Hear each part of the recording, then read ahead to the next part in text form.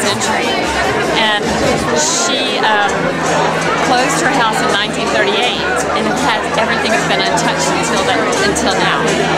So Sophia Kokosalaki got the project, well-deserved, amazing designer. We've all been following her, her drape, her cutting. It's very much in the spirit of Vionnet, so she's the perfect person to do it. And it's about quality, luxury, more style than fashion. I made it myself and a lot of Vionnet because here it's all about me. You follow the aesthetic and the rules of Vionnet. And you create according to guidelines in a way. Were there lots of archives to go through? Yeah, there are different sources. The family has some archives of Vionnet. Betty Kirk, the historian that did the book with the patterns, has archives, and the Metropolitan Museum has. So I've been everywhere. And what's your favorite piece from spring? It's not here. It's not. I don't know where it is. It's a pink dress with a rose. It's a huge deal for us. We're very excited about it. It's a perfect marriage. When Julie Gilhart came screaming back from Europe, she got the House of Vionnet was coming back with Sophia Kokosalaki. It's very exciting for us. It's a perfect marriage of design and craft and history. Very Barneys. Do you feel somewhat responsible for educating Americans? We're doing a lot. We're doing a lot to sort of talk about the House of Vionnet, because there is sort of, one has to admit, there is sort of it's not like Chanel where everybody knows, but the irony is that Vionnet was in a way more influential than Chanel. She invented bias cutting. She invented bias cutting. And handkerchief hems. Handkerchief hem. So like she was truly an innovator and a technician and a genius. Sophia really loves to work with pleating and tucking, and so did Madeleine Vionnet, so I think she incorporated that. She has this great respect for what Madeleine Vionnet did, so I think that just naturally is kind of an incredible synthesis between the two. Once you start to open the Madeleine Vionnet book of secrets, you sort of it's like reading a novel that you can't put down, and you're very inspired by it.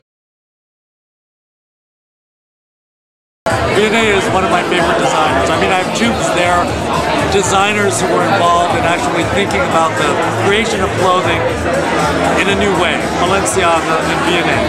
Vionnet, though, different from Balenciaga in that what she does is completely create a new form of expression for cloth. And to have somebody like Sophia who brings it in to the new millennium, that's really thrilling. I mean, it was sort of sad that, fashion has such a short memory that Vionnet, because she closed her house in 1939, she was head of the Chambre Syndicale, people just forgot her. Mrs. Vreeland had reintroduced her in the mid-1970s, but it was only a small blip. And happily that blip incorporated this scholar, Betty Kirk, who studied her for 14 years and did this extraordinary book. And I think what's happened is Sophia will now have a tool by which to, revivify this really extraordinary house. And the way that they've gone about finding a designer that's compatible to the aesthetic, but not the old style. Really somebody who is much more inspired by the philosophy of that style. I think that's the perfect approach. We're working on the final stages of the catalog. Part of the reason we became engaged in this idea was about a year and a half ago, Hamish Bowles came to us and he said, because we knew that Denise Poiret, who was Madame Poiret, had a collection of clothes. Much of it was given to the Musée de la Mode, but she still had a core body of material that was her archive, things that it was her diary, she didn't want to part with them. When she died, she left them in these trunks and her granddaughter inherited them. And for a while we heard that they were being offered to different French museums as a body, but the museums had enough. Suddenly it was going to be auctions. Everybody kept calling us, and but we weren't interested because we thought, oh, it's going to be the 1920s. It turns out that there was such extraordinary material. Hamish comes back and said, Harold, you guys don't understand what is being offered. Said there are night dresses that have raw edges, like the Belgian designers.